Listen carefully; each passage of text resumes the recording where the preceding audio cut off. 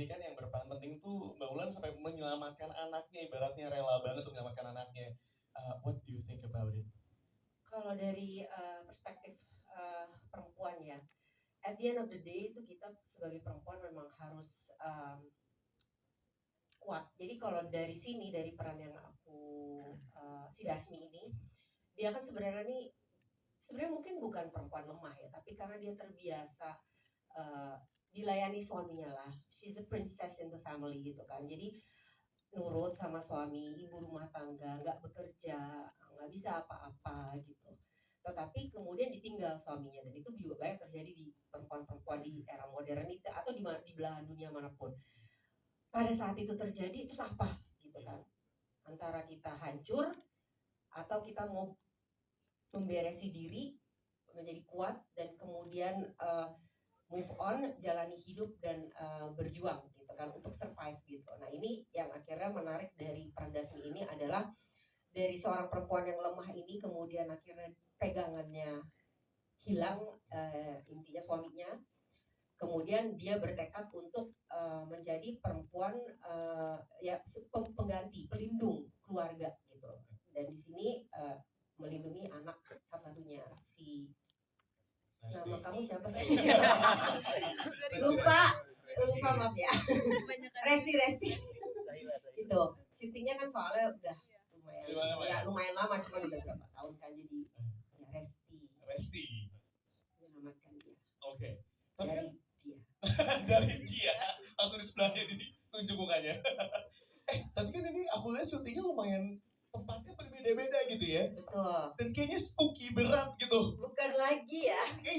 Aku pengen nanya Bang Ulan ada pengalaman yang mengerikan ya, mungkin pengalaman nggak ada yang bagaimana karena kalau aku pribadi begitu tahu syuting di tempat-tempat yang mungkin jauh dari keramaian atau tempat-tempat tua bersejarah atau apapun yang semacam itu, kita udah mempersiapkan diri untuk baik-baik, permisi-permisi, doa-doa, nggak ngomong sembarangan, berperilaku yang baik lah gitu. Nggak bengong gitu. Mungkin kulon nuwunnya ada ibaratnya gitu ya, semacam itu. Syuting di gua tuh beneran di gua, itu serem banget. Ya makanya kita bergerombol, nggak mau jalan sendiri suruh ke, ya kan, suruh ke toilet misalnya mau temenin enggak, terima kasih deh kalau suruh jalan sendiri naik turun situ. Jangan korbanin gue buat kemana-mana sendiri, tolong temenin gue gitu ya. Saya bukan tumbal. Masa jadi tumbal filmnya kan nggak mau ya. Jadi selama syutingnya aman-aman aja. Aman. Nggak tahu kalau yang lain punya pengalaman, kalau aku sih alhamdulillah aman. Oke, aku mau yang Mas Hila sekarang. Pasti aman nggak selama syuting filmnya? Sebenarnya aku ada cerita sih. Jadi bukan pas lagi syuting, tapi memang aku ada satu hari lagi nggak syuting waktu itu, tapi memang di dekat lokasi. Aku main ke tempat pariwisata di sana bareng cast-cast yang lain. Nah, aku kok nggak ikut? Iya, kamu lagi syuting Kak, sama Bisma juga. Jadi aku kesana barengan sama Rizky, sama Agla, terus sama Cemen gitu-gitu, berempat deh kalau nggak salah kesana. Terus udah gitu, nah itu ada satu tempat pariwisata bersejarah, terus di dalamnya ada gua yang bangunannya itu dari tumpukan batu pantai selatan. Nah jadi aku dikasih tahu sama kuncennya, jadi itu guanya zaman dulu tuh suka dipakai para sultan untuk bertapa. Ya udah, tapi bagus banget, emang instagramable banget gitu, buat foto-foto tuh kayak wah langsung tuh kita seneng foto-foto di Instagram gitu. Nah setelah 3 minggu dari situ selesai syuting, aku datang ke podcastnya temen aku. Nah di situ ada Frisly. Terus Frisly nanya, Kak kamu abis dari tempat bebatuan yang basah ya? Iya, oke, mungkin Frisly tahu karena postingan Instagram aku. Karena aku udah posting. Nah tapi yang bikin aku merinding tuh Frisly bisa tahu, Kak kamu pas kesana lagi datang bulan ya? Itu aku merinding di situ kayak, kok bisa tahu, kenapa? Iya Kak, ada yang ikut sampai sekarang. Demi apa? Frisly tuh anak indigo gitu. Tahu, I know. Iya. Even seminggu setelah kejadian itu masih ngikutin? Itu 3 minggu. 3 minggu setelah kejadian, ya gitu. Hah, terus gimana? ya udah deh disuruh pulang aja ya kak. Oh iya ya nggak apa-apa. Terus Ya gimana? iyalah masa nggak disuruh. Takut. Iya. Ya siapa tau disuruh disewain lama-lama kan kayak lu lama banget 3 minggu di gua ada tagihannya kali gitu. Ya, bisa jadi ya kan. Jangan-jangan deh. Terus udah gitu akhirnya aku dibacain. Cuman memang yang berasa tuh aku sebenarnya selama 3 minggu itu aku nggak berasa apa-apa gitu. Tapi setelah syuting podcast itu aku pulang ke rumah tuh badan tuh kayak berasa capek, tidur lebih lelap. Oh, jadi ngaruhnya ke situ. Atau mungkin bisa jadi ke bawah kali selama kamu syuting gitu ya. Ada adegan-adegan yang tempat-tempatnya juga ngeri-ngeri banget. I believe so. Jadi mungkin masih ke bawah tapi ternyata enggak. Bisa jadi ada yang ngikut. Nah, tapi sebenarnya untuk adegan syuting tuh aku jarang di tempat yang horor gitu iya loh. Sih. Iya, dirimu begini ada Iya, semua ya. tapi malah di luar syuting ini gitu. Tapi pas emang lagi syuting ini, pas lagi main. Iya. Di situ kamu nyesel kan, kalau itu gua gak usah main, udah gua anteng aja gitu kan. Enggak sih, Enggak, tetep pengalaman ya? buat aku sih ya.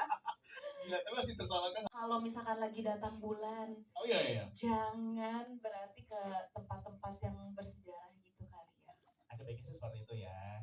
Udah, ditahan dulu aja, nanti kalau misalnya udah selesai mungkin baru bisa main-main ke sana gitu kali ya. Ini pesan moral teman-teman, boleh tepuk tangan dulu pesan moralnya. Terima kasih Jaila. Saya sekarang mau ke Galang kalau gitu, ada Bisma Mulia di sini. Bisma, kita mau ngebahas sedikit mengenai dirimu as in person. Ngelihat karakternya Galang.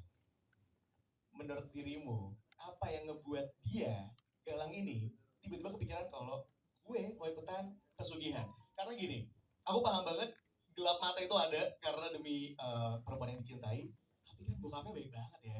Bokapnya tuh bertahan teguh gitu kan. Kenapa dia lebih memilih pasangannya dibanding orang tuanya? What do you think about it? Lihat ke depan bro. Pertama, ini tuh salah satu pertanyaan buat aku pribadi saat mau memerankan Galang. Kenapa Galang mau menempuh pesugihan untuk mencapai itu untuk demi cintanya? Setelah aku obrak-abrik karakter ini, ternyata bagaimana point of view Galang memandang cinta itu sendiri. Jadi bagaimana seseorang yang belum bisa dibilang belum terkontaminasi akan mungkin sosial media atau pola pikir modern atau seperti itu. Jadi bagaimana dia pure benar-benar memandang cinta itu sendiri. Jadi itu membuat seorang laki-laki yang mempunyai cinta yang murni melakukan apa saja untuk cintanya. That makes sense sih, karena dia punya orang tua, si ayahnya ini baik banget, yang mungkin sayang banget sama Galang, tiba-tiba dia meninggal, dan yang dia look up to, Galang itu cuma orang tuanya sebapaknya ini, jadi dia melakukan hal yang sama kepada orang yang dia cintainya. Iya. Terus dia mau ngelakuin itu ya. Terus di Deep banget. Tiba-tiba kita bahas tentang psikologis ya. Iya. Oke, wait a second. Ngobrolnya udah, kita mau buka kesempatan kali ini buat teman-teman media yang mau bertanya. Kami persilahkan. Monggo. Oke. Ada? Hello, hai. Mas, sorry banget agak ngegiung dikit dari tadi ya. Mungkin agak sedikit pelan-pelan boleh. Mohon izin dengan Mas siapa dari mana? Saya Abdul dari Simpo TV. Oke, hai Mas Abdul. Silakan mau bertanya apa dan ke siapa? Untuk Mas Edward Manalu, tadi ada satu scene yang menarik banget dan jelek banget pas ngomong aku tidak sudi punya menantu miskin kayaknya. Aduh. Itu jelek banget itu. Oh, kenapa Mas? Mas bagian yang mana, orang tuanya apa yang miskin ya? Sorry. Lebih kasar bisa jadi kan? Dia kan bisa jadi yang mananya yang bikin jelek ya? Lebih kasihan Bismanya sih. Oh bisa ya, oke baik. Oke, pertanyaannya seberapa relevan sih perspektif orang tua yang tidak mengizinkan anaknya dinikahi pria dengan status ekonomi menengah ke bawah? Ya. Wow, pertanyaan yang cukup berat ya. Ada banyak. Baik, Mas Abdul, terima kasih buat pertanyaannya. Sebenarnya kalau kita bilang tukar nyawa ini juga cukup menarik ya, karena biasanya kan kalau pesugihan tuh udah pasti lo akan orangnya yang melakukan itu akan mati ibaratnya meninggal. Kalau yang satu ini tuh bisa dengan tukar tumbal kurang lebih seperti itu ya Pak ya? Iya, jadi ini dengan mahar tukar nyawa pun kita memberikan judul. Jadi memang suatu perspektif yang berbeda. Ya, dan kebetulan ini pun merupakan hasil sebuah hasil penelusuran saya sendiri ya, di mana saya menemukan kata atau kalimat ini di sebuah tempat yang memang mereka itu ada seperti itu. Dan yang kedua di dalam film ini ada tuh istilah tukar tumbal ya, itu yang menarik yang berbeda dari film-film horor lainnya ya. Terima kasih Pak Rafiq. Selanjutnya saya akan berlanjut ke Mas Rizky Tama, pemeran Darman. Silahkan Mas, monggo. Mas, aku tuh penasaran banget nih ya kalau dari sudut pandang Mas Rizky sendiri melihat film yang satu ini. Ini kan sebenarnya kalau Darman ini tuh agak-agak semi-semi ya. Agak ada karakter baiknya tapi ada karakter jahatnya juga karena sebenarnya tidak tergabung dalam pesugihan ini ibaratnya. Nah, tapi kalau dari sisi dirimu sendiri, the question is, apakah memang kekayaan itu berperan penting sekali dalam hubungan antara Dharma, Galang, dan juga Resti? Ya mungkin ya kita kalau ngelihat di masyarakat Indonesia, masyarakat kita gitu, golongan masyarakat berapa yang namanya harta, kekayaan, materi itu bisa jadi tolak ukur untuk apa namanya ya seseorang itu sukses gitu. Nah, di mana ketika kesuksesan, harta, melimpah, kekuasaan itu juga jadi apa ya mendorong orang jadi bisa bertindak semena-mena gitu. Jadinya ngerasa bahwa punya harta, punya jabatan, dia bisa melakukan apa aja. Nah itu yang bisa mendorong apa ya seorang bisa melakukan pesugihan juga. Gelap gitu. mata ya? Gitu Iya ya? gelap mata. Kayak Betul. I will do anything cuma untuk ngedapetin harta ini Iya. karena dengan harta itu bisa dapat banyak banget ketenaran lah gitu Iya, ya, dapat apa yang betul. dia mau gitu ya. Iya, nggak pentingin halal haramnya gitu. Yang penting dia bisa mencapai untuk dapat materi atau kekuasaan tersebut. Gila. Kayak gitu. Iya. Ini pesan penting juga, berarti kita nggak boleh sampai gelap mata ya Mas Nah Rizky ya. itu dia betul. Nah, itu penting banget. Kita sekarang ke bawahnya. Kita boleh ngobrol kayak ini sama ada Mas Edward Amanalu di sini, pemeran Edward. Mas, apa kabar Mas? Sehat Mas? Sehat.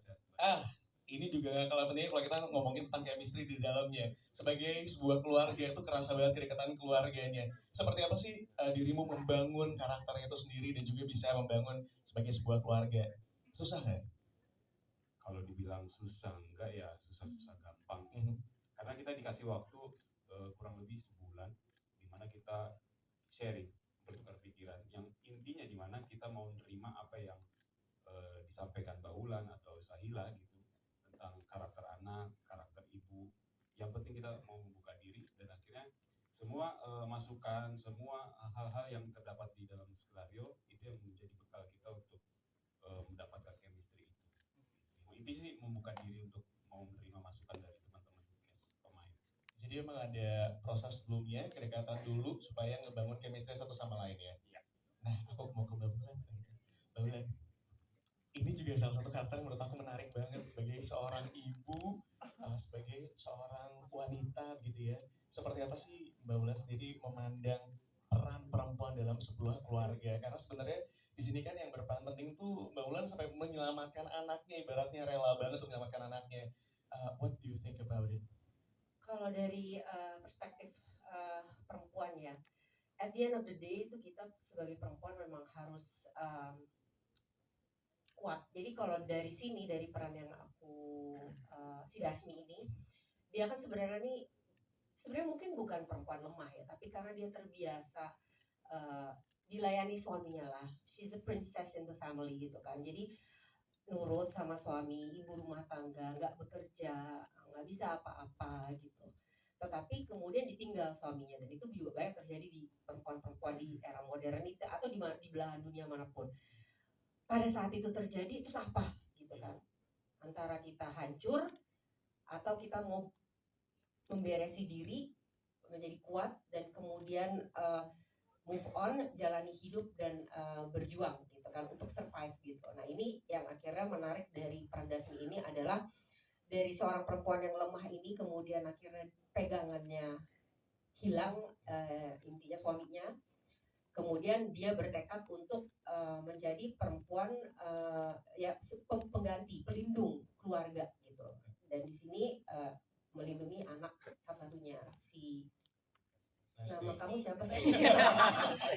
lupa maaf ya. Resti. Gitu. Syutingnya kan soalnya udah lumayan lama, cuma udah berapa tahun kan, jadi ya Resti. menyelamatkan dia. Oke. Tapi kan Dari dia. dari dia langsung di sebelahnya ditunjuk mukanya. Tapi kan ini aku lihat syutingnya lumayan tempatnya berbeda-beda gitu ya. Betul. Dan kayaknya spooky berat gitu. Bukan lagi ya. Aku pengen memberikan Ya, mungkin pengalaman nggak ada yang bagaimana karena kalau aku pribadi begitu tahu syuting di tempat-tempat yang mungkin jauh dari keramaian atau tempat-tempat tua bersejarah atau apapun yang semacam itu, kita udah mempersiapkan diri untuk baik-baik, permisi-permisi, doa-doa, nggak ngomong sembarangan, berperilaku yang baik lah gitu. Nggak bengong gitu. mungkin kulon nuwunnya ada ibaratnya gitu ya, quote unquote. Semacam itu. Syuting di gua tuh beneran di gua itu serem banget. Ya makanya kita bergerombol, nggak mau jalan sendiri suruh ya kan, suruh ke toilet misalnya mau temenin enggak, terima kasih deh kalau suruh jalan sendiri naik turun situ. Jangan korbanin gua buat kemana-mana sendiri, tolong temenin gua gitu ya. Saya bukan tumba. Masa jadi tumbal filmnya kan nggak mau ya. Jangan lupa Jadi selama syutingnya aman-aman aja. Aman. Nggak tahu Untuk kalau yang lain punya pengalaman, kalau aku sih alhamdulillah aman. Oke, aku mau yang masalah Hila sekarang. Pasti aman nggak selama syuting filmnya? Sebenarnya aku ada cerita sih. Jadi Apa? bukan pas lagi syuting, tapi memang aku ada satu hari lagi nggak syuting waktu itu, tapi memang di dekat lokasi. Aku main ke tempat pariwisata di sana bareng cast-cast yang lain. Nah, Aku kok nggak ikut? iya, kamu lagi syuting Kak sama Bisma juga. Jadi aku ke sana barengan sama Rizky, sama Agla, Oke. terus sama Cemen gitu-gitu. Berempat deh kalau nggak salah ke sana. Terus udah gitu, nah itu ada satu tempat pariwisata bersejarah. Terus di dalamnya ada gua yang bangunannya itu dari tumpukan batu pantai selatan. Demi apa? Nah, jadi aku dikasih tahu sama kuncennya. Jadi itu guanya zaman dulu tuh suka dipakai para sultan untuk bertapa. Aduh. Ya udah, tapi bagus banget. Emang instagramable banget gitu. Buat foto-foto tuh kayak wah, langsung tuh kita seneng foto-foto di Instagram gitu. Nah, setelah 3 minggu dari situ selesai syuting, aku datang ke podcastnya temen aku. Dan di situ ada Frisly. Oke. Terus Frisly nanya, Kak, kamu habis dari tempat bebatuan yang basah ya? Iya, oke, mungkin Frisly tahu karena postingan Instagram aku. Iya. Karena aku udah posting. Nah, tapi yang bikin aku merinding tuh Frisly bisa tahu, Kak, kamu pas kesana lagi datang bulan ya? Itu aku merinding di situ kayak, kok bisa tahu kenapa? Iya Kak, ada yang ikut sampai Demi sekarang. apa? Frisly tuh anak indigo gitu. Tahu, I know. Iya. Even seminggu setelah kejadian itu masih ngikutin. Itu 3 minggu. 3 3 mingguan setelah kejadian, ya gitu. Hah, terus gimana? Ya udah deh, disuruh pulang aja ya Kak. Oh iya ya, nggak apa-apa. Terus Ya gimana? iyalah, masa nggak disuruh? Takut. Sengaja masuk. Iya. Ya siapa tau disuruh disewain lama-lama kan kayak lu lama banget 3 minggu di gua ada tagihannya kali gitu. Ya, bisa jadi. Ya kan? Jangan-jangan deh. Terus udah gitu akhirnya aku dibacain. Cuman memang yang berasa tuh aku sebenarnya selama 3 minggu itu aku nggak berasa apa-apa gitu. Tapi setelah syuting podcast itu aku pulang ke rumah tuh badan tuh kayak berasa capek, tidur lebih lelap. Oh, jadi ngaruhnya ke situ. Atau mungkin bisa jadi ke bawah kali selama kamu syuting gitu ya. Ada adegan-adegan yang tempat-tempatnya juga ngeri-ngeri banget. I believe so.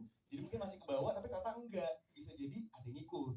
Nah, tapi sebenarnya untuk adegan syuting tuh aku jarang di tempat yang horor gitu iya loh. Sih. Iya, begini ada Iya, semua ya. tapi malah di luar syuting ini gitu. Tapi pas emang lagi syuting ini, pas lagi main. Iya. Di situ kamu nyesel kan, kalau itu gua gak usah main. Udah gua anteng aja gitu kan.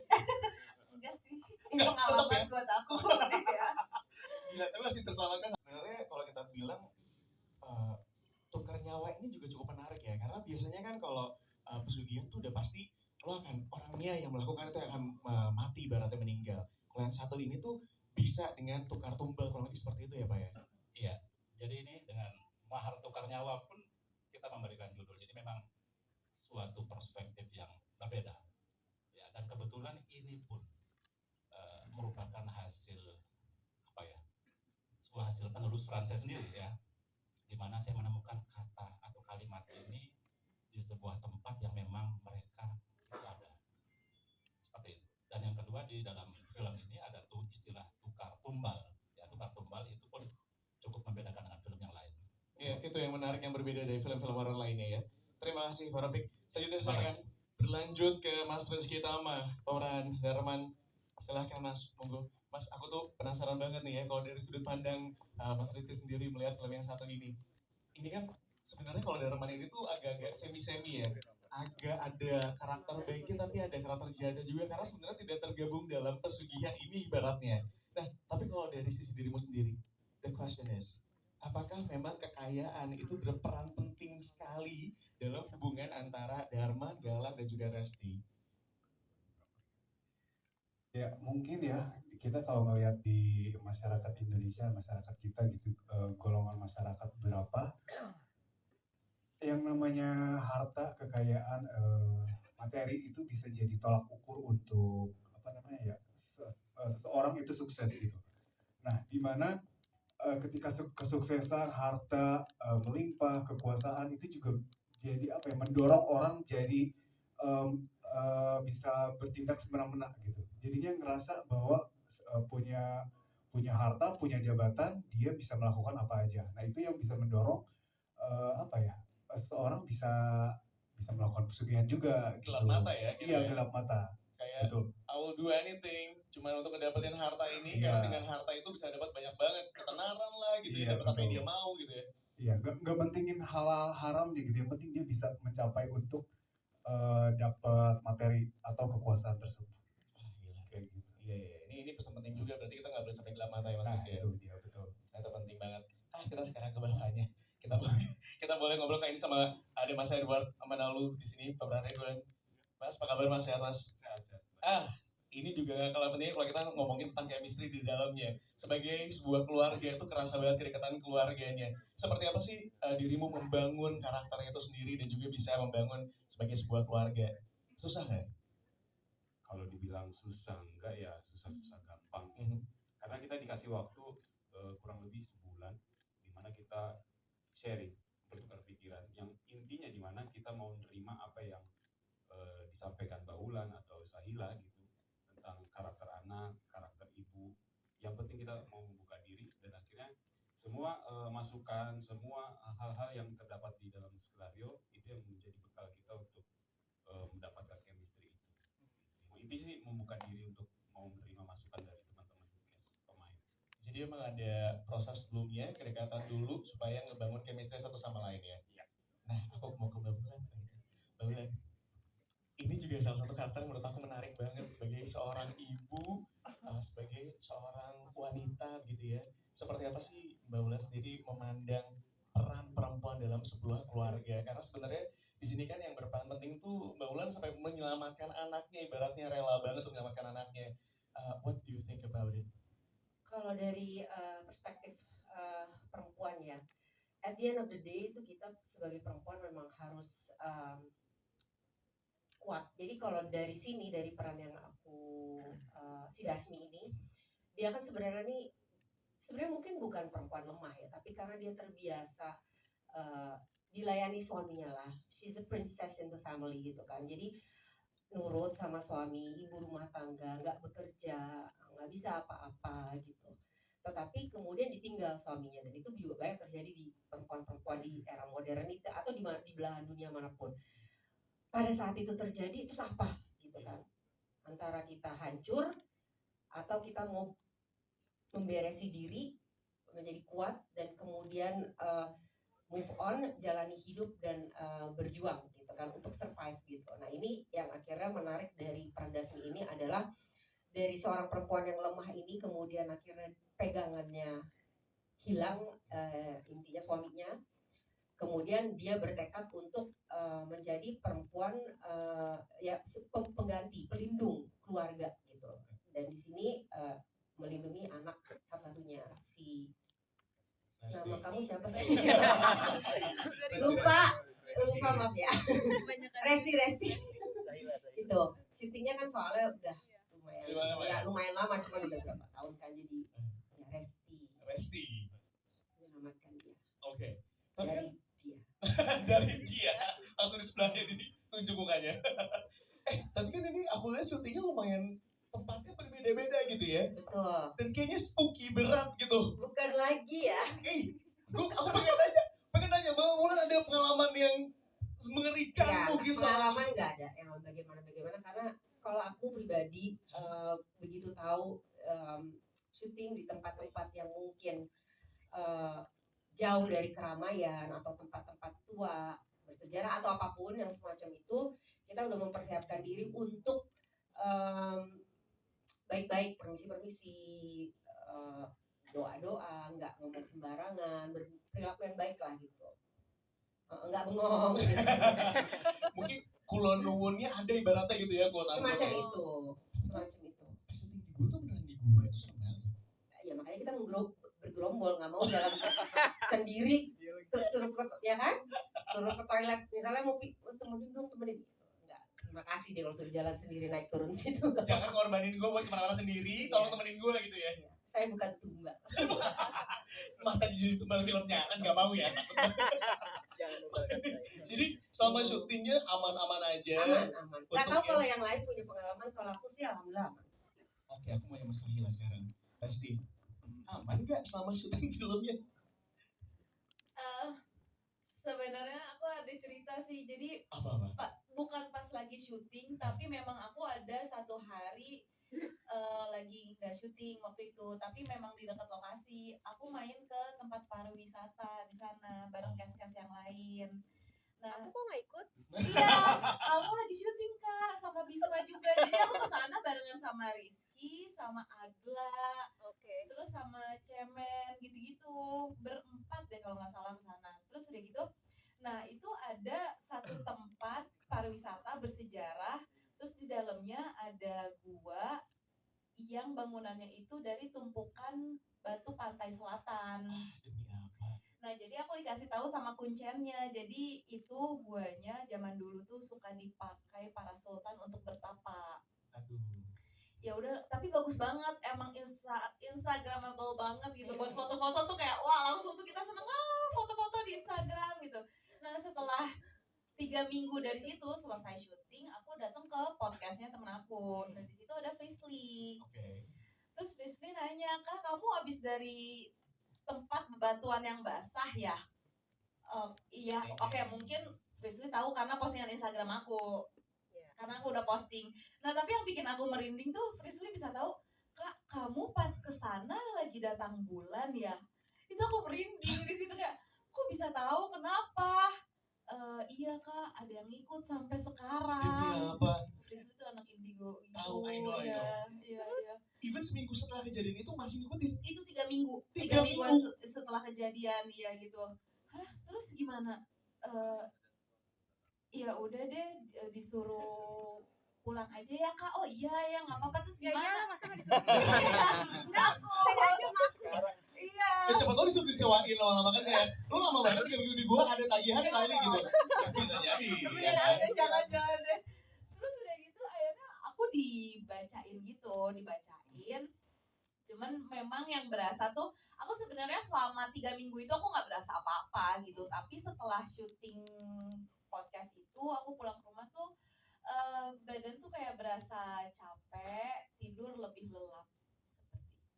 Oh, jadi ngaruhnya ke situ. Atau mungkin bisa jadi ke bawah kali selama kamu syuting gitu ya. Ada adegan-adegan yang tempat-tempatnya juga ngeri-ngeri banget. I believe so. Jadi mungkin masih ke bawah tapi ternyata enggak. Bisa jadi ada yang ikut. Nah, tapi sebenarnya untuk adegan syuting tuh aku jarang di tempat yang horor gitu iya loh. sih. Iya, jadi begini Iya, tapi malah di luar syuting ini gitu. Tapi pas emang lagi syuting ini, pas lagi main. Iya. Di situ kamu nyesel kan, kalau itu gua gak usah main, udah gua anteng aja gitu kan. Enggak sih, ini Enggak, tetep pengalaman ya? buat aku sih ya. Gila, tapi masih terselamatkan. Sebenarnya kalau kita bilang tukar nyawa ini juga cukup menarik ya, karena biasanya kan kalau pesugihan tuh udah pasti lo akan orangnya yang melakukan itu akan mati ibaratnya meninggal. Kalau yang satu ini tuh bisa dengan tukar tumbal kurang lebih seperti itu ya Pak ya? Iya. Jadi ini dengan mahar tukar nyawa pun kita memberikan judul. Jadi memang suatu perspektif yang berbeda. Ya, dan kebetulan ini pun merupakan hasil apa ya? Sebuah hasil penelusuran saya sendiri ya. Di mana saya menemukan kata atau kalimat ini di sebuah tempat yang memang mereka itu ada. Seperti itu. Dan yang kedua di dalam film ini ada tuh istilah tukar tumbal. Ya, tukar tumbal itu pun cukup membedakan dengan film yang lain. Iya, itu yang menarik yang berbeda dari film-film horor lainnya ya. Terima kasih Pak Rafiq. Selanjutnya saya akan berlanjut ke Mas Rizky Tama, pemeran Darman. Silahkan Mas, monggo. Mas, aku tuh penasaran banget nih ya kalau dari sudut pandang Mas Rizky sendiri melihat film yang satu ini. Ini kan sebenarnya kalau Darman ini tuh agak-agak semi-semi ya. Agak ada karakter baiknya tapi ada karakter jahatnya juga karena sebenarnya tidak tergabung dalam pesugihan ini ibaratnya. Nah, tapi kalau dari sisi dirimu sendiri, the question is, apakah memang kekayaan itu berperan penting sekali dalam hubungan antara Dharma, Galang, dan juga Resti? Ya mungkin ya kita kalau ngelihat di masyarakat Indonesia, masyarakat kita gitu, golongan masyarakat berapa yang namanya harta, kekayaan, materi itu bisa jadi tolak ukur untuk apa namanya ya seseorang itu sukses gitu. Nah, di mana ketika kesuksesan, harta, melimpah, kekuasaan itu juga jadi apa ya mendorong orang jadi bisa bertindak semena-mena gitu. Jadinya ngerasa bahwa punya harta, punya jabatan, dia bisa melakukan apa aja. Nah itu yang bisa mendorong apa ya seseorang bisa melakukan pesugihan juga. Gitu. Gelap mata ya? Gitu Iya ya? gelap mata. Kayak Betul. I will do anything cuma untuk ngedapetin harta ini Iya. karena dengan harta itu bisa dapat banyak banget ketenaran lah gitu Iya, ya, dapat apa yang betul. dia mau gitu ya. Iya, nggak pentingin halal haramnya gitu. Yang penting dia bisa mencapai untuk dapat materi atau kekuasaan tersebut. Gila. Kayak gitu. Iya. Ini pesan penting juga, berarti kita nggak boleh sampai gelap mata ya Mas Nah Rizky ya. itu dia betul. Nah, itu penting banget. Kita sekarang ke bawahnya. Kita boleh ngobrol kayak ini sama ada Mas Edward Amanalu di sini, pemeran Edward. Mas, apa kabar Mas? Sehat Mas? Sehat. Ini juga kalau pentingnya kalau kita ngomongin tentang chemistry di dalamnya. Sebagai sebuah keluarga itu kerasa banget kedekatan keluarganya. Seperti apa sih dirimu membangun karakternya itu sendiri dan juga bisa membangun sebagai sebuah keluarga? Susah nggak? Kalau dibilang susah enggak ya susah-susah gampang.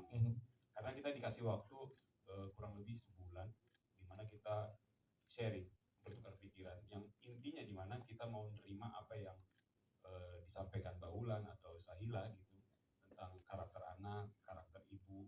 Yang penting kita mau membuka diri dan akhirnya semua masukan, semua hal-hal yang terdapat di dalam skenario itu yang menjadi bekal kita untuk mendapatkan chemistry itu.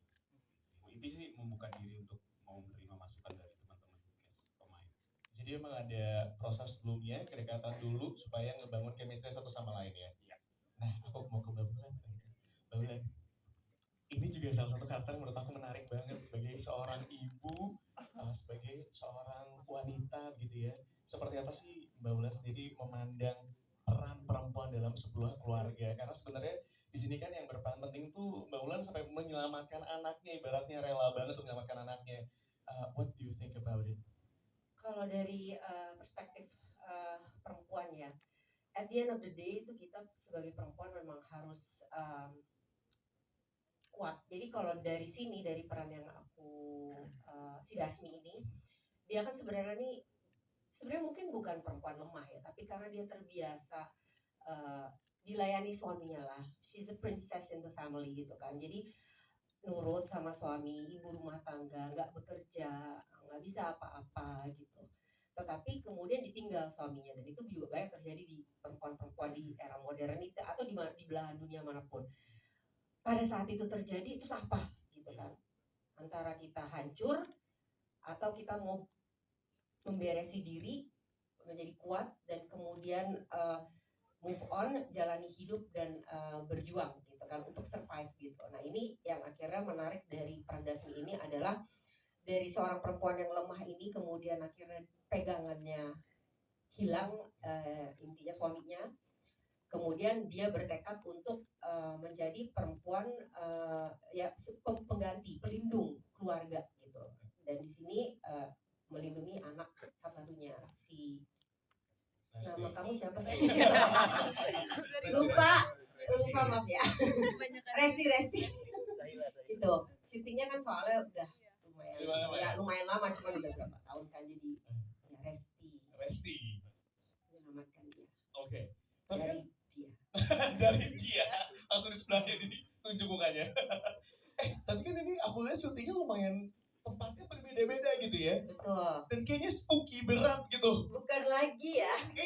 Aku pengen nanya Bang Ulan ada pengalaman yang mengerikan pengalaman nggak ada yang bagaimana karena kalau aku pribadi begitu tahu syuting di tempat-tempat yang mungkin jauh dari keramaian atau tempat-tempat tua bersejarah atau apapun yang semacam itu, kita udah mempersiapkan diri untuk baik-baik, permisi-permisi, doa-doa, nggak ngomong sembarangan, berperilaku yang baik lah gitu. Nggak bengong gitu. Mungkin kulon nuwunnya ada ibaratnya gitu ya, quote unquote. Semacam itu. Syuting di gua tuh beneran di gua, itu serem banget. Ya makanya kita bergerombol, nggak mau dalam sendiri suruh ke, ya kan, suruh ke toilet misalnya mau temenin enggak, terima kasih deh kalau suruh jalan sendiri naik turun situ. Jangan ngorbanin gua buat kemana-mana sendiri, tolong temenin gua gitu ya. Saya bukan tumbal. Masa jadi tumbal filmnya kan nggak mau ya. Jangan membalikkan saya.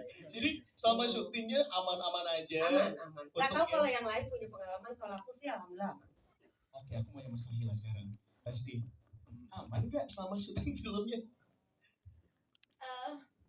Sebenarnya aku ada cerita sih. Jadi Apa?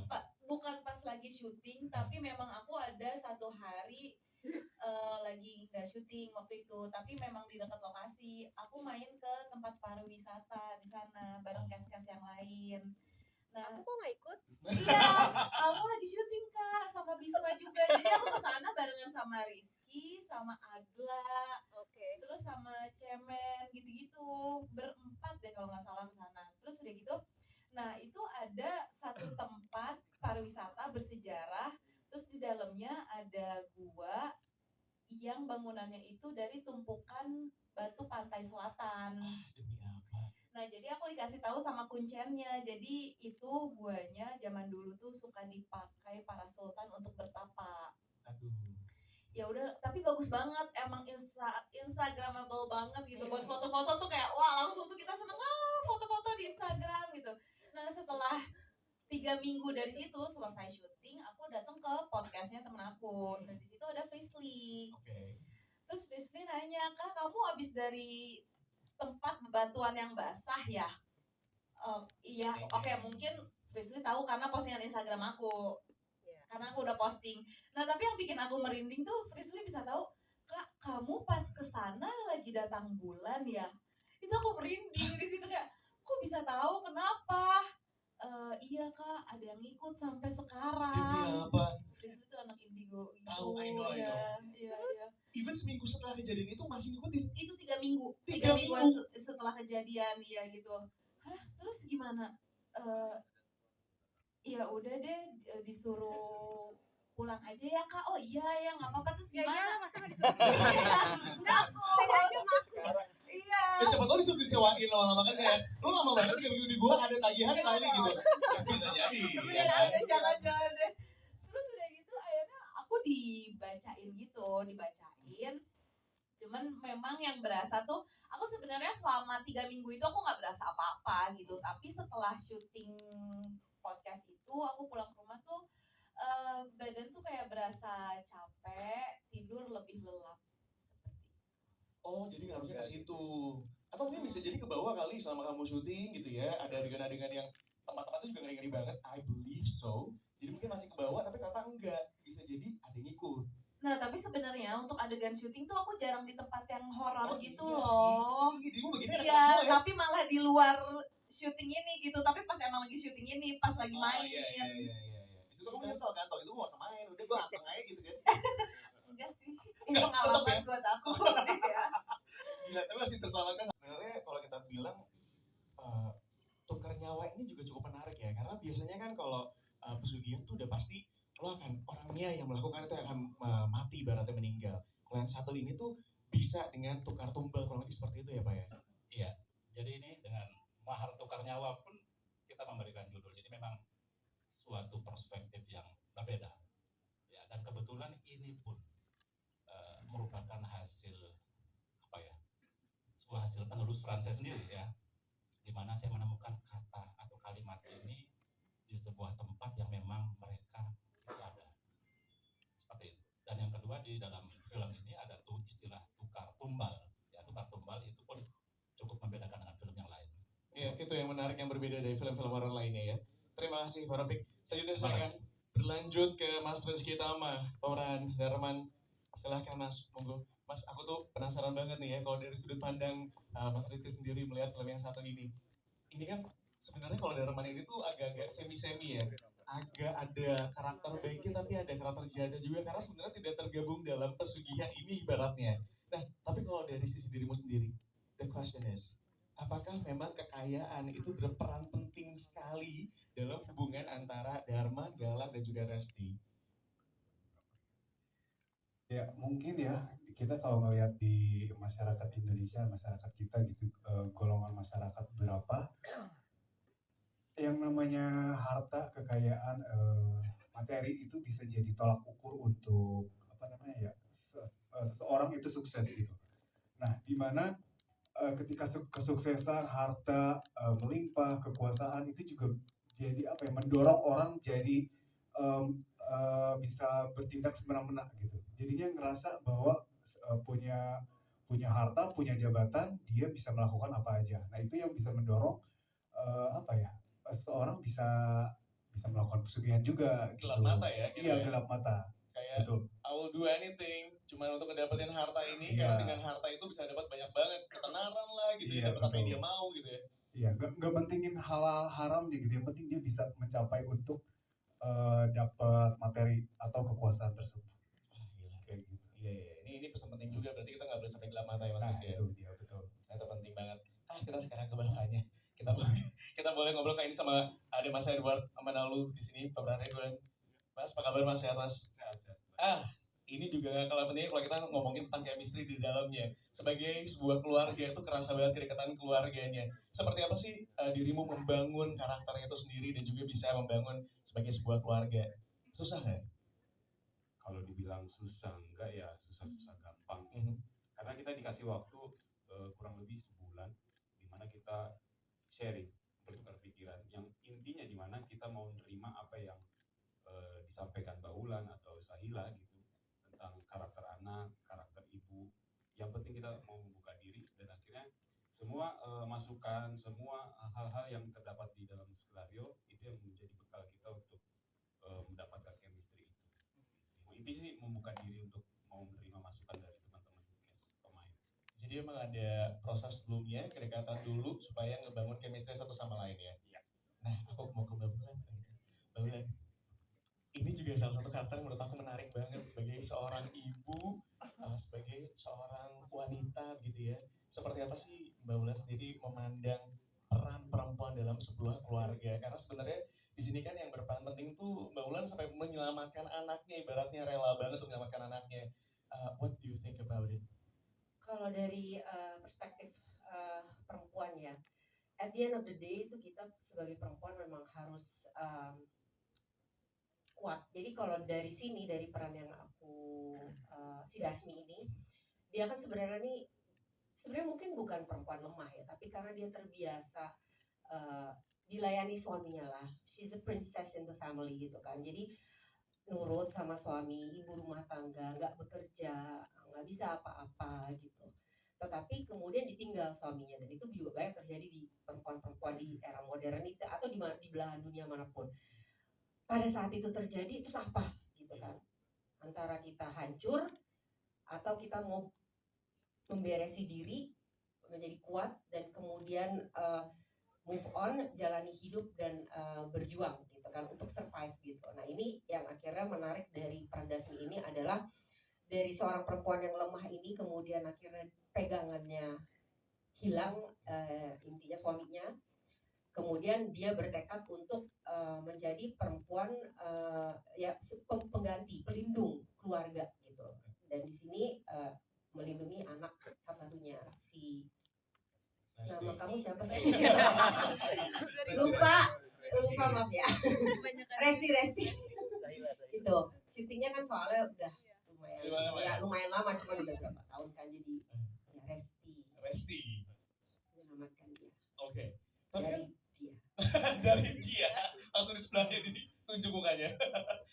Tapi kan ini aku lihat syutingnya lumayan tempatnya berbeda-beda gitu ya. Betul. Dan kayaknya spooky berat gitu. Bukan lagi ya. Aku pengen nanya Bang Mulan ada pengalaman yang mengerikan Ya, mungkin selama pengalaman nggak ada yang bagaimana karena kalau aku pribadi begitu tahu syuting di tempat-tempat yang mungkin jauh dari keramaian atau tempat-tempat tua bersejarah atau apapun yang semacam itu, kita udah mempersiapkan diri untuk baik-baik, permisi-permisi, doa-doa, nggak ngomong sembarangan, berperilaku yang baik lah gitu. Nggak bengong gitu. mungkin kulon nuwunnya ada ibaratnya gitu ya, quote unquote. Semacam itu. Syuting di gua tuh beneran di gua, itu serem banget. Ya makanya kita bergerombol, nggak mau jalan sendiri suruh ke, ya kan, suruh ke toilet misalnya mau temenin enggak, terima kasih deh kalau suruh jalan sendiri naik turun situ. Jangan korbanin gua buat kemana-mana sendiri, tolong temenin gua gitu ya. Saya bukan tumba. Masa jadi tumbal filmnya kan nggak mau ya. Jangan nubalkan saya. Jadi selama syutingnya aman-aman aja. Aman. Nggak tahu Untungnya- kalau yang lain punya pengalaman, kalau aku sih alhamdulillah aman. Oke, aku mau yang Mas Rahila sekarang. Pasti aman nggak selama syuting filmnya? Sebenarnya aku ada cerita sih. Jadi Apa-apa? bukan pas lagi syuting, tapi memang aku ada satu hari lagi nggak syuting waktu itu, tapi memang di dekat lokasi. Aku main ke tempat pariwisata di sana bareng cast-cast yang lain. Nah, Aku kok nggak ikut? iya, aku lagi syuting Kak sama Bisma juga. Jadi aku ke sana barengan sama Rizky, sama Agla, Oke. terus sama Cemen gitu-gitu. Berempat deh kalau nggak salah ke sana. Terus udah gitu, nah itu ada satu tempat pariwisata bersejarah. Terus di dalamnya ada gua yang bangunannya itu dari tumpukan batu pantai selatan. Demi apa? Nah, jadi aku dikasih tahu sama kuncennya. Jadi itu guanya zaman dulu tuh suka dipakai para sultan untuk bertapa. Aduh. Ya udah, tapi bagus banget. Emang instagramable banget gitu. Buat foto-foto tuh kayak wah, langsung tuh kita seneng foto-foto di Instagram gitu. Nah, setelah 3 minggu dari situ selesai syuting, aku datang ke podcastnya temen aku. Dan di situ ada Frisly. Oke.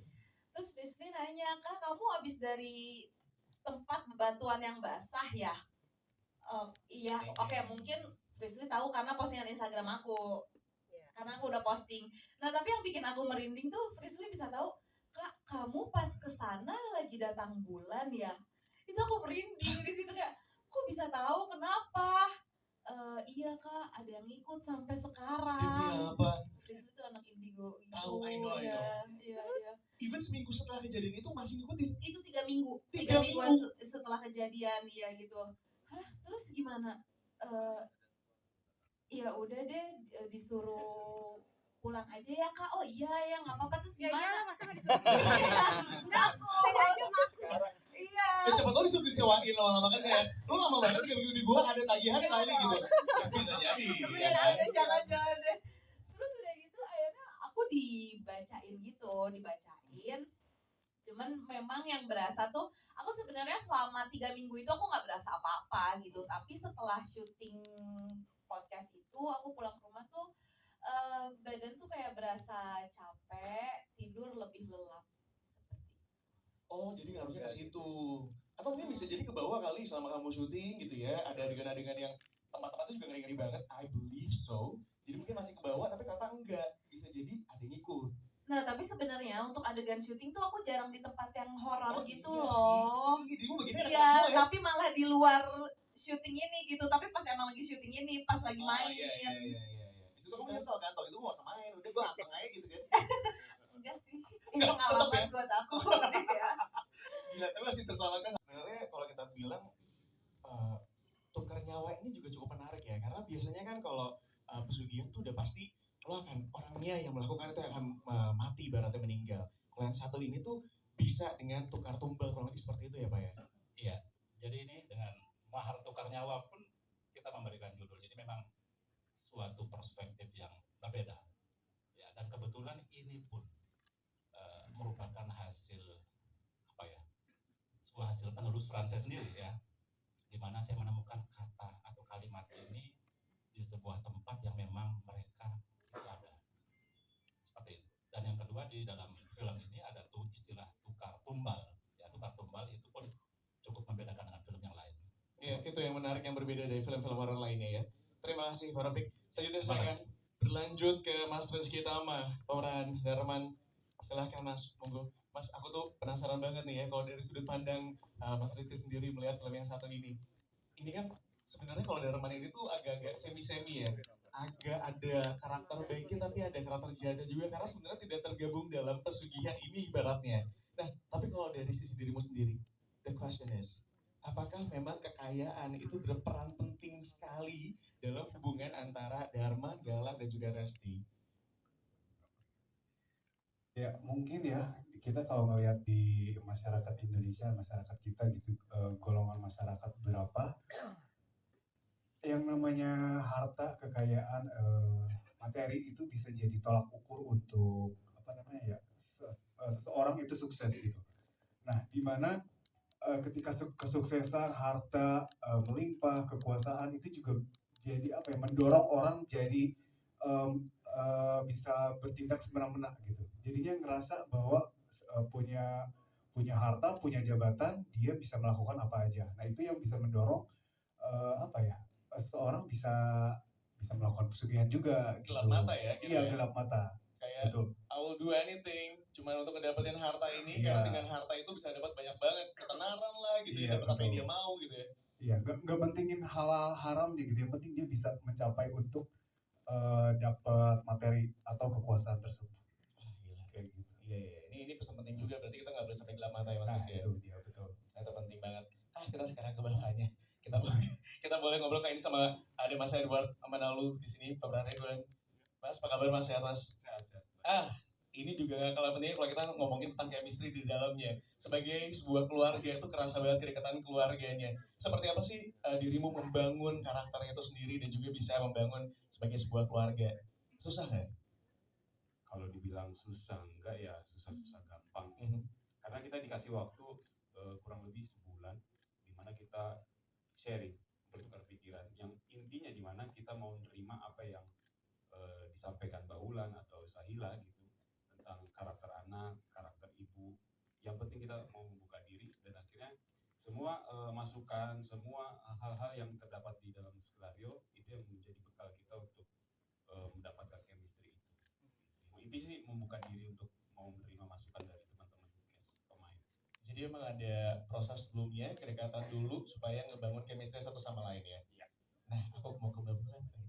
Mbak Bulan, ini juga salah satu karakter yang menurut aku menarik banget sebagai seorang ibu, sebagai seorang wanita gitu ya. Seperti apa sih Mbak Bulan sendiri memandang peran perempuan dalam sebuah keluarga? Karena sebenarnya di sini kan yang berperan penting tuh Mbak Ulan sampai menyelamatkan anaknya, ibaratnya rela banget untuk menyelamatkan anaknya. What do you think about it? Kalau dari perspektif perempuan ya, at the end of the day itu kita sebagai perempuan memang harus kuat. Jadi kalau dari sini, dari peran yang aku si Dasmi ini, dia kan sebenarnya mungkin bukan perempuan lemah ya, tapi karena dia terbiasa dilayani suaminya lah. She's a princess in the family gitu kan. Jadi nurut sama suami, ibu rumah tangga, nggak bekerja, nggak bisa apa-apa gitu. Tetapi kemudian ditinggal suaminya, dan itu juga banyak terjadi di perempuan-perempuan di era modern itu atau di belahan dunia manapun. Pada saat itu terjadi, itu apa gitu kan? Antara kita hancur atau kita mau memberesi diri, menjadi kuat dan kemudian move on, jalani hidup dan berjuang gitu kan untuk survive gitu. Nah, ini yang akhirnya menarik dari peran Dasmi ini adalah dari seorang perempuan yang lemah ini kemudian akhirnya pegangannya hilang, intinya suaminya. Kemudian dia bertekad untuk menjadi perempuan ya pengganti, pelindung keluarga gitu. Dan di sini melindungi anak satu-satunya si nama kamu siapa sih? lupa maaf ya. Resti. Gitu. Syutingnya kan soalnya udah lumayan lama, cuma udah berapa tahun kan, jadi ya Resti. Menyelamatkan dia. Oke. Tapi kan Dari dia. dari dia langsung di sebelahnya ditunjuk mukanya. Tapi kan ini aku lihat syutingnya lumayan tempatnya berbeda-beda gitu ya. Betul. Dan kayaknya spooky berat gitu. Bukan lagi ya. Aku pengen nanya Bang Mulan ada pengalaman yang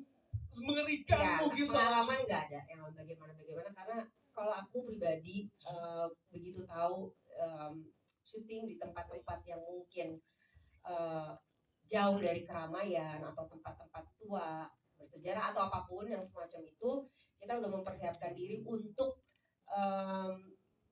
baik-baik, permisi-permisi, doa-doa, nggak ngomong sembarangan, berperilaku yang baik lah gitu. Nggak bengong gitu. Mungkin kulon nuwunnya ada ibaratnya gitu ya, quote unquote. Semacam itu. Semacam itu. Syuting di gua tuh beneran di gua, itu serem banget. Ya makanya kita bergerombol, nggak mau jalan sendiri suruh ke, ya kan, suruh ke toilet misalnya mau temenin enggak, terima kasih deh kalau suruh jalan sendiri naik turun situ. Jangan ngorbanin gua buat kemana-mana sendiri, tolong temenin gua gitu ya. Saya bukan tumbal. Masa jadi tumbal filmnya kan nggak mau ya. Jangan nubalkan saya. Jadi selama syutingnya aman-aman aja. Aman. Nggak tahu kalau yang lain punya pengalaman, kalau aku sih alhamdulillah aman. Oke, aku mau yang Mas Sahila sekarang. Pasti aman nggak selama syuting filmnya? Sebenarnya aku ada cerita sih. Jadi Apa? bukan pas lagi syuting, tapi memang aku ada satu hari lagi nggak syuting waktu itu, tapi memang di dekat lokasi. Aku main ke tempat pariwisata di sana bareng cast-cast yang lain. Nah, Aku kok nggak ikut? iya, kamu lagi syuting Kak sama Bisma juga. Jadi aku ke sana barengan sama Rizky, sama Agla, Oke. terus sama Cemen gitu-gitu. Berempat deh kalau nggak salah ke sana. Terus udah gitu, nah itu ada satu tempat pariwisata bersejarah. Terus di dalamnya ada gua yang bangunannya itu dari tumpukan batu pantai selatan. Demi apa? Nah, jadi aku dikasih tahu sama kuncennya. Jadi itu guanya zaman dulu tuh suka dipakai para sultan untuk bertapa. Aduh. Ya udah, tapi bagus banget. Emang instagramable banget gitu. Buat foto-foto tuh kayak wah, langsung tuh kita seneng foto-foto di Instagram gitu. Nah, setelah 3 minggu dari situ selesai syuting, aku datang ke podcastnya temen aku. Dan di situ ada Frisly. Oke. Terus Frisly nanya, Kak, kamu habis dari tempat bebatuan yang basah ya? Iya, oke, mungkin Frisly tahu karena postingan Instagram aku. Iya. Karena aku udah posting. Nah, tapi yang bikin aku merinding tuh Frisly bisa tahu, Kak, kamu pas kesana lagi datang bulan ya? Itu aku merinding di situ kayak, kok bisa tahu kenapa? Iya Kak, ada yang ikut sampai Demi sekarang. apa? Frisly tuh anak indigo gitu. Tahu, I know. Iya. Even seminggu setelah kejadian itu masih ngikutin. Itu 3 minggu. 3 3 mingguan setelah kejadian, iya gitu. Hah, terus gimana? Ya udah deh, disuruh pulang aja ya Kak. Oh iya ya, nggak apa-apa. Terus Ya gimana? iyalah, masa nggak disuruh? Enggak kok. Sengaja masuk. Iya. Siapa tau disuruh disewain lama-lama kan kayak lu lama banget 3 minggu di gua ada tagihan kali gitu. Ya, bisa jadi. Ya kan? Jangan-jangan deh. Terus udah gitu akhirnya aku dibacain. Cuman memang yang berasa tuh, aku sebenarnya selama 3 minggu itu aku nggak berasa apa-apa gitu. Tapi setelah syuting podcast itu, aku pulang ke rumah tuh badan tuh kayak berasa capek, tidur lebih lelap. Oh, jadi ngaruhnya ke situ. Atau mungkin bisa jadi ke bawah kali selama kamu syuting gitu ya. Ada adegan-adegan yang tempat-tempatnya juga ngeri-ngeri banget. I believe so. Jadi mungkin masih ke bawah tapi ternyata enggak. Bisa jadi ada yang ikut. Nah, tapi sebenarnya untuk adegan syuting tuh aku jarang di tempat yang horor gitu iya loh. sih. Iya, begini ada Iya, semua ya. tapi malah di luar syuting ini gitu. Tapi pas emang lagi syuting ini, pas lagi main. Iya. Di situ kamu nyesel kan, itu gua gak usah main, udah gua anteng aja gitu kan. Enggak sih, ini Enggak, tetep pengalaman ya? buat aku sih ya. Gila, tapi masih terselamatkan. Sebenarnya kalau kita bilang tukar nyawa ini juga cukup menarik ya, karena biasanya kan kalau pesugihan tuh udah pasti lo akan orangnya yang melakukan itu akan mati ibaratnya meninggal. Kalau yang satu ini tuh bisa dengan tukar tumbal kurang lebih seperti itu ya Pak ya? Iya. Jadi ini dengan mahar tukar nyawa pun kita memberikan judul. Jadi memang suatu perspektif yang berbeda. Ya, dan kebetulan ini pun merupakan hasil apa ya? Sebuah hasil penelusuran saya sendiri ya. Di mana saya menemukan kata atau kalimat ini di sebuah tempat yang memang mereka itu ada. Seperti itu. Dan yang kedua di dalam film ini ada tuh istilah tukar tumbal. Ya, tukar tumbal itu pun cukup membedakan dengan film yang lain. Iya, itu yang menarik yang berbeda dari film-film horor lainnya ya. Terima kasih Pak Rafiq. Selanjutnya saya Terima akan berlanjut ke Mas Rizky Tama, pemeran Darman. Silahkan Mas, monggo. Mas, aku tuh penasaran banget nih ya kalau dari sudut pandang Mas Rizky sendiri melihat film yang satu ini. Ini kan sebenarnya kalau Darman ini tuh agak-agak semi-semi ya. Agak ada karakter baiknya tapi ada karakter jahatnya juga karena sebenarnya tidak tergabung dalam pesugihan ini ibaratnya. Nah, tapi kalau dari sisi dirimu sendiri, the question is, apakah memang kekayaan itu berperan penting sekali dalam hubungan antara Dharma, Galang, dan juga Resti? Ya mungkin ya kita kalau ngelihat di masyarakat Indonesia, masyarakat kita gitu, golongan masyarakat berapa yang namanya harta, kekayaan, materi itu bisa jadi tolak ukur untuk apa namanya ya, seseorang itu sukses gitu. Nah, di mana ketika kesuksesan, harta, melimpah, kekuasaan itu juga jadi apa ya, mendorong orang jadi bisa bertindak semena-mena gitu. Jadinya ngerasa bahwa punya harta, punya jabatan, dia bisa melakukan apa aja. Nah, itu yang bisa mendorong apa ya, seorang bisa melakukan pesugihan juga gitu. Gelap mata ya gitu Iya, ya. gelap mata. Kayak Betul. I will do anything cuma untuk ngedapetin harta ini Iya. karena dengan harta itu bisa dapat banyak banget ketenaran lah gitu Iya, ya, dapat apa yang betul. dia mau gitu ya. Iya, nggak pentingin halal haramnya gitu. Yang penting dia bisa mencapai untuk dapat materi atau kekuasaan tersebut. Gila. Kayak gitu. Iya. Ini pesan penting juga, berarti kita nggak boleh sampai gelap mata ya Mas Nah, Rizky ya. itu dia betul. Nah, itu penting banget. Kita sekarang ke bawahnya. Kita boleh ngobrol kayak ini sama ada Mas Edward Amanalu di sini, pemeran Ridwan. Mas, apa kabar Mas? Sehat Mas? Sehat. Ini juga kalau pentingnya kalau kita ngomongin tentang chemistry di dalamnya. Sebagai sebuah keluarga itu kerasa banget kedekatan keluarganya. Seperti apa sih dirimu membangun karakternya itu sendiri dan juga bisa membangun sebagai sebuah keluarga? Susah nggak? Kalau dibilang susah enggak ya susah-susah gampang. Karena kita dikasih waktu kurang lebih sebulan di mana kita sharing, bertukar pikiran. Yang intinya di mana kita mau menerima apa yang disampaikan Mbak Ulan atau Sahila gitu tentang karakter anak, karakter ibu. Yang penting kita mau membuka diri dan akhirnya semua masukan, semua hal-hal yang terdapat di dalam skenario itu yang menjadi bekal kita untuk mendapatkan chemistry itu. Intinya sih membuka diri untuk mau menerima masukan dari teman-teman cast pemain.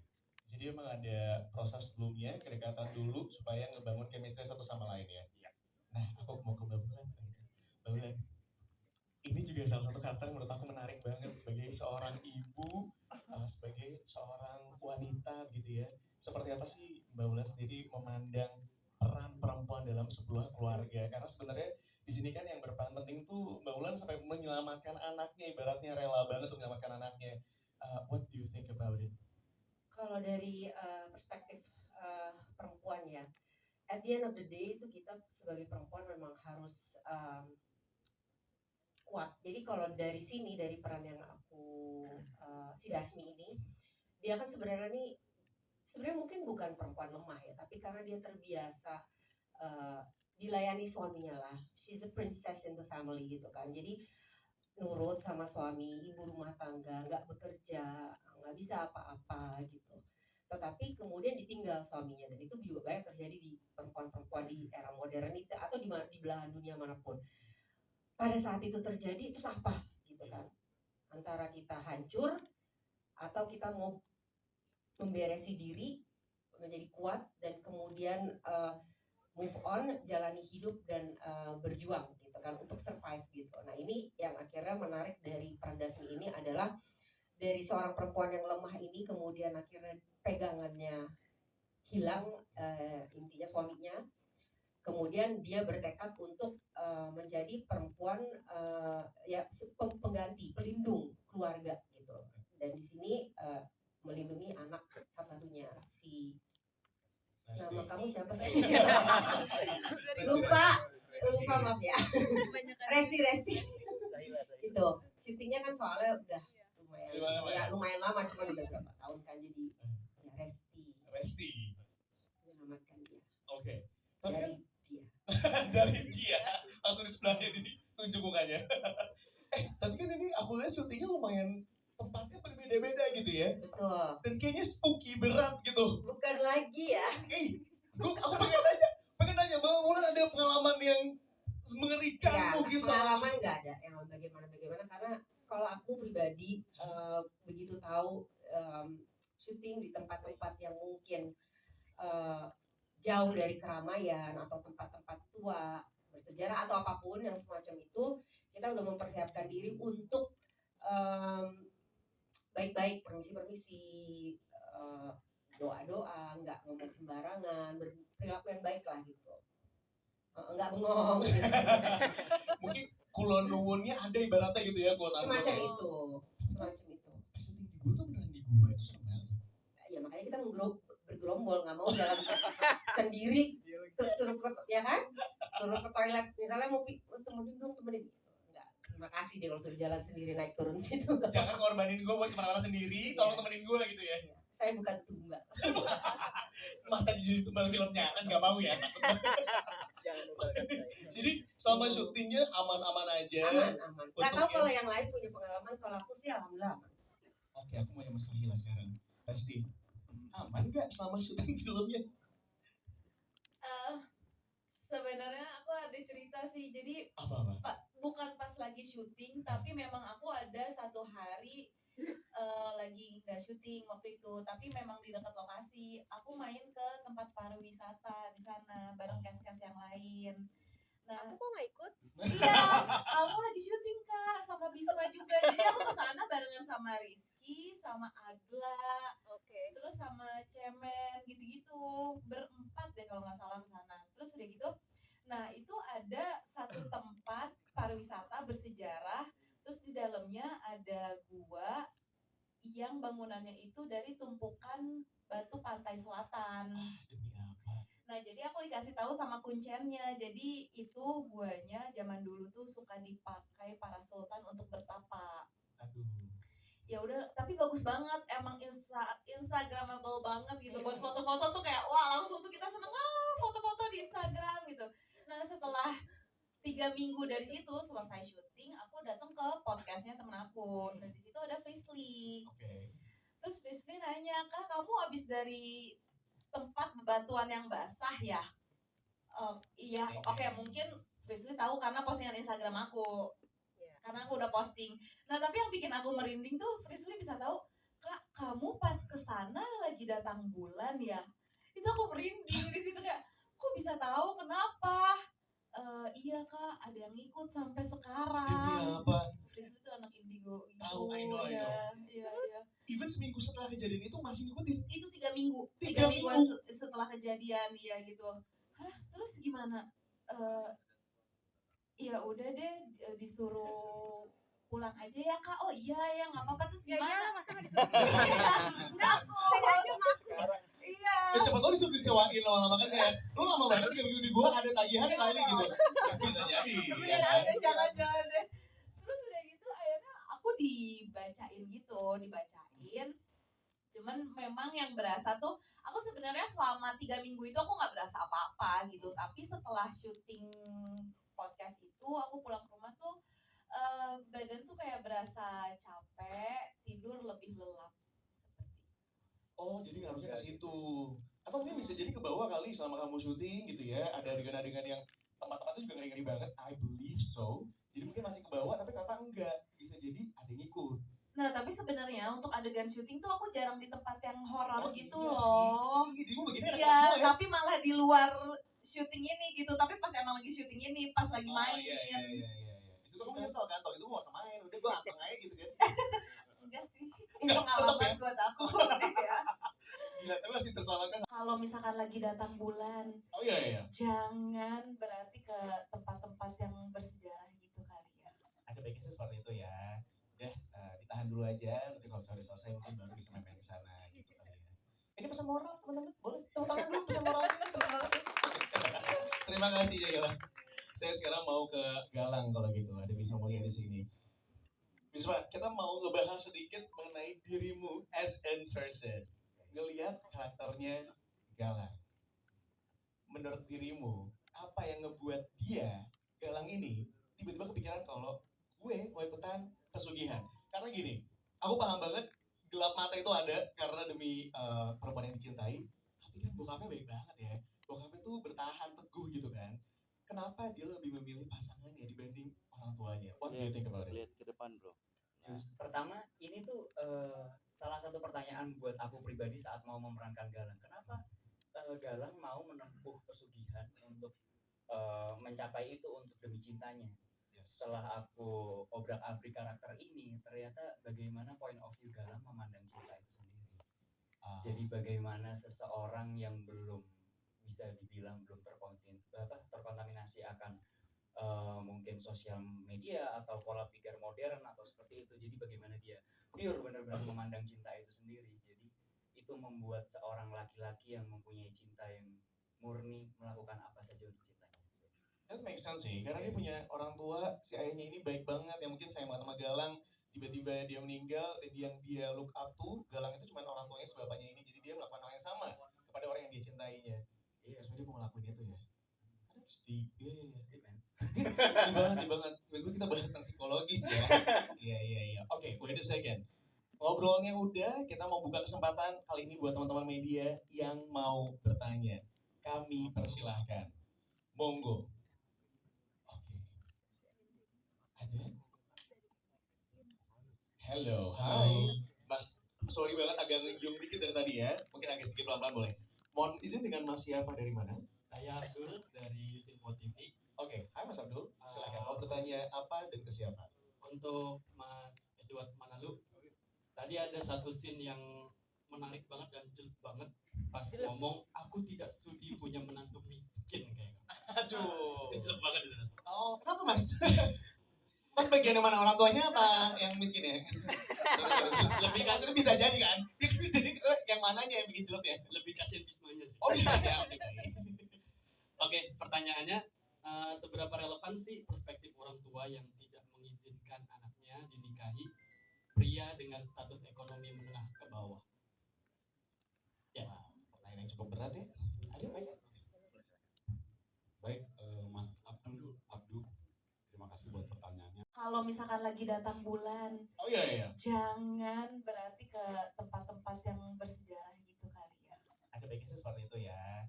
Udah, ditahan dulu aja. Nanti kalau misalnya udah selesai mungkin baru bisa main-main ke sana gitu kali ya.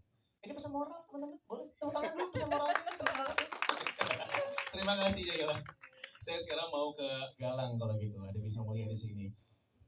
Bisa, kita mau ngebahas sedikit mengenai dirimu as in person. Ngelihat karakternya Galang. Menurut dirimu, apa yang ngebuat dia, Galang ini, tiba-tiba kepikiran kalau gue mau ikutan pesugihan? Karena gini, aku paham banget gelap mata itu ada karena demi perempuan yang dicintai. Tapi kan bokapnya baik banget ya. Bokapnya tuh bertahan teguh gitu kan. Kenapa dia lebih memilih pasangannya dibanding orang tuanya? What do you think about it? Lihat ke depan, bro. Pertama, ini tuh salah satu pertanyaan buat aku pribadi saat mau memerankan Galang. Kenapa Galang mau menempuh pesugihan untuk mencapai itu untuk demi cintanya? Setelah aku obrak-abrik karakter ini, ternyata bagaimana point of view Galang memandang cinta itu sendiri. Jadi bagaimana seseorang yang belum bisa dibilang belum terkontaminasi akan mungkin sosial media atau pola pikir modern atau seperti itu. Jadi bagaimana dia pure benar-benar memandang cinta itu sendiri. Jadi itu membuat seorang laki-laki yang mempunyai cinta yang murni melakukan apa saja untuk cintanya. That makes sense sih, karena dia punya orang tua, si ayahnya ini baik banget, yang mungkin sayang banget sama Galang, tiba-tiba dia meninggal, dan yang dia look up to, Galang itu cuma orang tuanya sebapaknya ini, jadi dia melakukan hal yang sama kepada orang yang dia cintainya. Iya, Terus dia mau ngelakuin itu ya. That's deep, iya. deep, man. Deep banget. Tiba-tiba kita bahas tentang psikologis ya. Iya. Oke, wait a second. Ngobrolnya udah, kita mau buka kesempatan kali ini buat teman-teman media yang mau bertanya. Kami persilahkan. Monggo. Oke. Ada? Hello, hai. Mas, sorry banget agak ngegiung dikit dari tadi ya. Mungkin agak sedikit pelan-pelan boleh. Mohon izin dengan Mas siapa dari mana? Saya Abdul dari Simpo TV. Oke, hai Mas Abdul. Silakan mau bertanya apa dan ke siapa? Untuk Mas Edward Manalu, tadi ada satu scene yang menarik banget dan jelek banget pas ngomong aku tidak sudi punya menantu miskin kayaknya. Aduh. Itu jelek banget itu. Oh, kenapa Mas? Mas bagian yang mana, orang tuanya apa yang miskin ya? Sorry. Lebih kasih bisa jadi kan? Dia kan bisa jadi yang mananya yang bikin jelek ya? Lebih kasihan Bismanya sih. Oh bisa ya, oke baik. Oke, pertanyaannya seberapa relevan sih perspektif orang tua yang tidak mengizinkan anaknya dinikahi pria dengan status ekonomi menengah ke bawah? Ya. Wah, pertanyaan yang cukup berat ya. Ada banyak. Baik, Mas Abdul, terima kasih buat pertanyaannya. Kalau misalkan lagi datang bulan, Oh iya iya. jangan berarti ke tempat-tempat yang bersejarah gitu kali ya. Ada baiknya sih seperti itu ya. Udah ditahan dulu aja. Nanti kalau misalnya udah selesai mungkin baru bisa main-main ke sana gitu kali ya. Ini pesan moral teman-teman. Boleh tepuk tangan dulu pesan moralnya. Terima kasih Jaila. Saya sekarang mau ke Galang kalau gitu. Ada Bisa Mulia di sini. Bisa kita mau ngebahas sedikit mengenai dirimu as in person. Ngelihat karakternya Galang. Menurut dirimu, apa yang ngebuat dia, Galang ini, tiba-tiba kepikiran kalau gue mau ikutan pesugihan? Karena gini, aku paham banget gelap mata itu ada karena demi perempuan yang dicintai. Tapi kan bokapnya baik banget ya. Bokapnya tuh bertahan teguh gitu kan. Kenapa dia lebih memilih pasangannya dibanding orang tuanya? What do you think about it? Lihat ke depan bro. Pertama, ini tuh salah satu pertanyaan buat aku pribadi saat mau memerankan Galang. Kenapa Galang mau menempuh pesugihan untuk mencapai itu untuk demi cintanya? Setelah aku obrak-abrik karakter ini, ternyata bagaimana point of view Galang memandang cinta itu sendiri. Jadi bagaimana seseorang yang belum bisa dibilang belum terkontaminasi akan mungkin sosial media atau pola pikir modern atau seperti itu. Jadi bagaimana dia pure benar-benar memandang cinta itu sendiri. Jadi itu membuat seorang laki-laki yang mempunyai cinta yang murni melakukan apa saja untuk cintanya. That makes sense sih, karena dia punya orang tua, si ayahnya ini baik banget, yang mungkin sayang banget sama Galang, tiba-tiba dia meninggal, dan yang dia look up to, Galang itu cuma orang tuanya sebapaknya ini, jadi dia melakukan hal yang sama kepada orang yang dia cintainya. Iya. Terus dia mau ngelakuin itu ya. Terus di Iya, di banget. Tiba-tiba kita bahas tentang psikologis ya. Iya. Oke, wait a second. Ngobrolnya udah, kita mau buka kesempatan kali ini buat teman-teman media yang mau bertanya. Kami persilahkan. Monggo.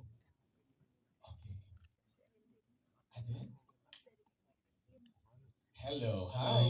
Mas, sorry banget agak ngegiung dikit dari tadi ya. Mungkin agak sedikit pelan-pelan boleh. Mohon izin dengan Mas siapa dari mana? Saya Abdul dari Simpo TV. Oke, hai Mas Abdul. Silakan. Mau bertanya apa dan ke siapa? Untuk Mas Edward Manalu, tadi ada satu scene yang menarik banget dan jelek banget pas ngomong aku tidak sudi punya menantu miskin kayaknya. Aduh. Itu jelek banget itu. Oh, kenapa Mas? Mas bagian yang mana, orang tuanya apa yang miskin ya? Sorry. Lebih kasih bisa jadi kan? Dia kan bisa jadi yang mananya yang bikin jelek ya? Lebih kasihan Bismanya sih. Oh bisa ya, oke baik. Oke, pertanyaannya seberapa relevan sih perspektif orang tua yang tidak mengizinkan anaknya dinikahi pria dengan status ekonomi menengah ke bawah? Ya. Wah, pertanyaan yang cukup berat ya. Ada banyak. Baik, Mas Abdul, terima kasih buat pertanyaannya. Kalau misalkan lagi datang bulan, Oh iya. jangan berarti ke tempat-tempat yang bersejarah gitu kali ya. Ada baiknya sih seperti itu ya. Udah ditahan dulu aja. Nanti kalau misalnya udah selesai mungkin baru bisa main-main ke sana gitu kali ya. Ini pesan moral teman-teman. Boleh tepuk tangan dulu pesan moralnya. Terima kasih Jaila. Saya sekarang mau ke Galang kalau gitu. Ada Bisa Mulia di sini. Bisa kita mau ngebahas sedikit mengenai dirimu as in person.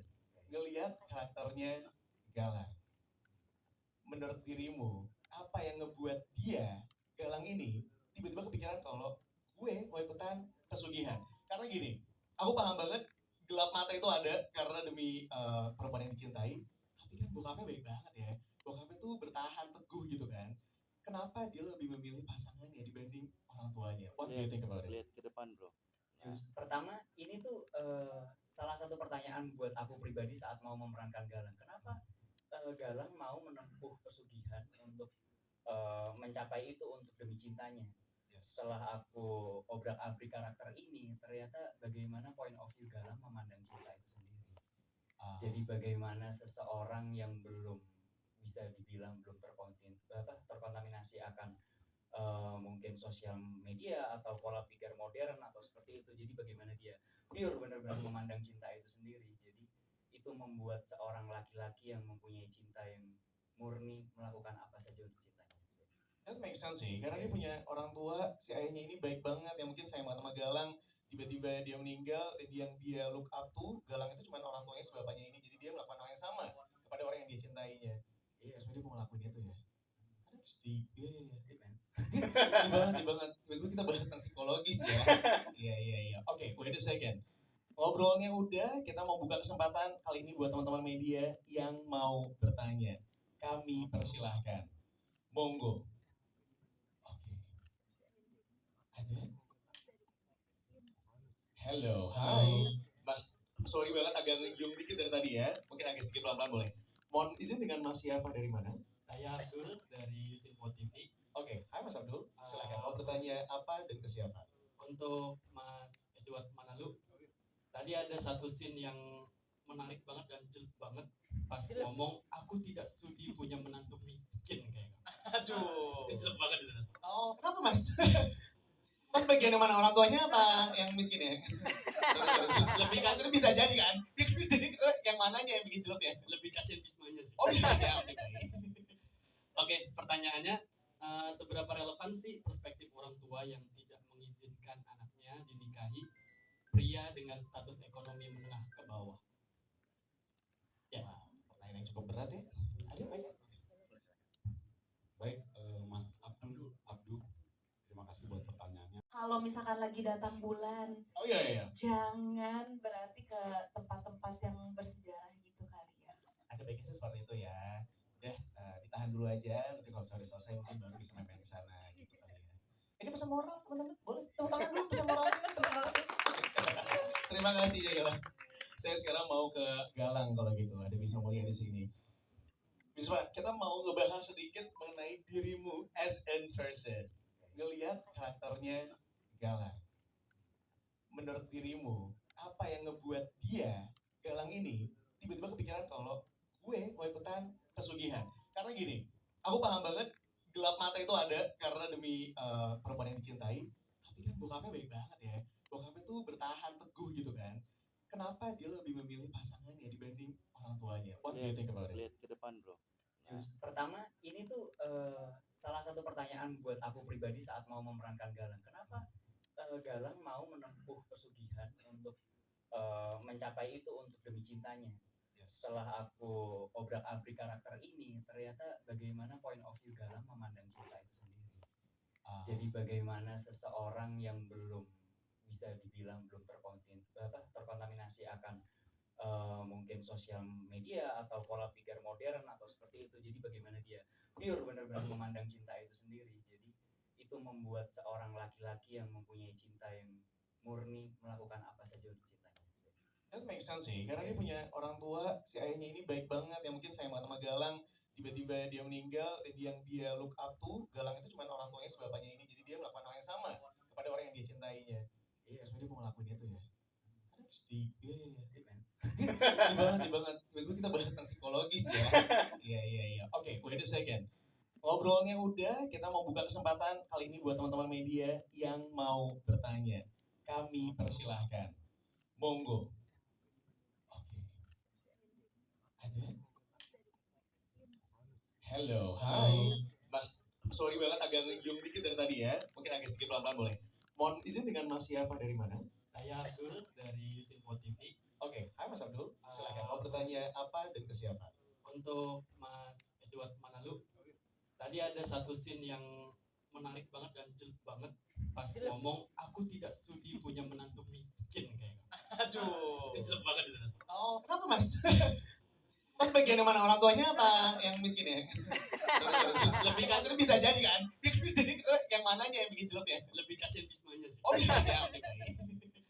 Oke, pertanyaannya seberapa relevan sih perspektif orang tua yang tidak mengizinkan anaknya dinikahi pria dengan status ekonomi menengah ke bawah? Ya. Wow, pertanyaan yang cukup berat ya. Ada banyak.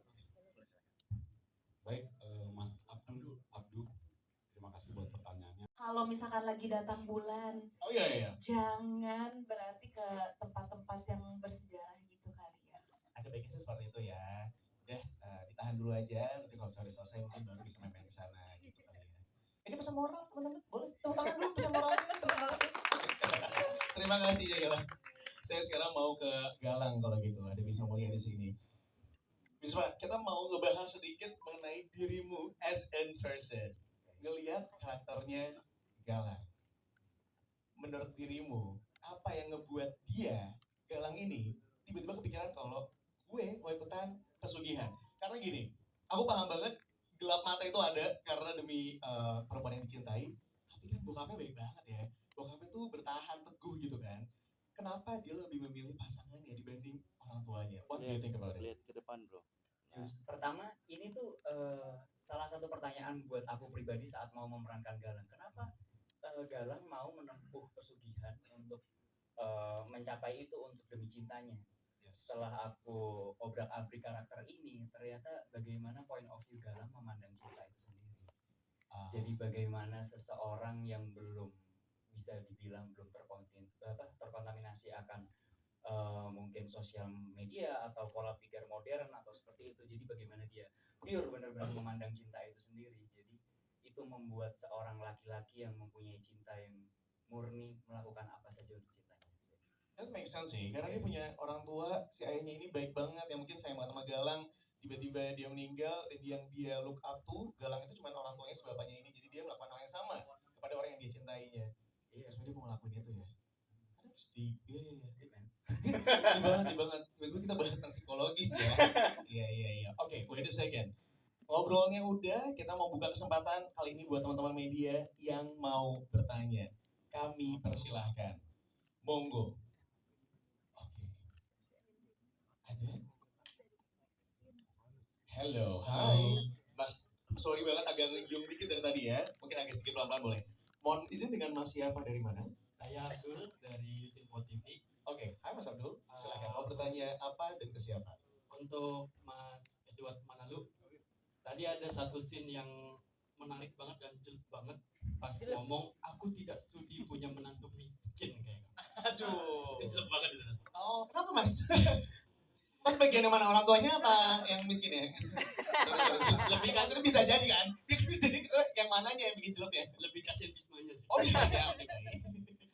Oke, pertanyaannya seberapa relevan sih perspektif orang tua yang tidak mengizinkan anaknya dinikahi pria dengan status ekonomi menengah ke bawah? Ya. Wah, pertanyaan yang cukup berat ya. Ada banyak.